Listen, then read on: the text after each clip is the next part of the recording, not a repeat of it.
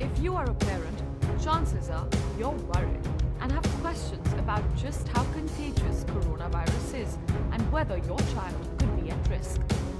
Misinformation has cropped up across the internet since coronavirus, or COVID-19 as it's now called, began spreading. So we asked health experts to get us the facts. Here are 6 things they think you should know. The virus is transmitted through direct contact with respiratory droplets from an infected person and by touching surfaces that are contaminated. Tell your children to maintain at least 3 feet of distance between themselves and people who are coughing, sneezing, and have a fever. Symptoms of coronavirus can include fever, cough, and shortness of breath. In more severe cases, infection can cause pneumonia or breathing difficulties.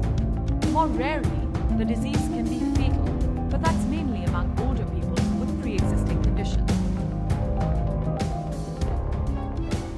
Wash your hands frequently for at least 20 seconds using soap and water or an alcohol-based hand rub. Cover your mouth and nose when coughing or sneezing. Use your elbow, like this, or use a tissue and then throw it in the bin immediately after. Not really. If you don't have any symptoms, there is no need to wear a mask. Hand washing is actually more important.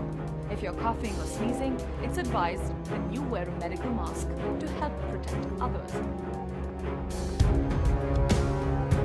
For now, there isn't enough evidence to support whether the virus is transmitted from the mother to the baby during pregnancy, or what impact this might have on the baby. To date, there is no specific medicine to prevent or treat the new coronavirus, so the best thing you can do is practice basic hygiene. To learn more, World Health Organization for the latest updates. And if you found this video helpful, pass it along to your family and friends.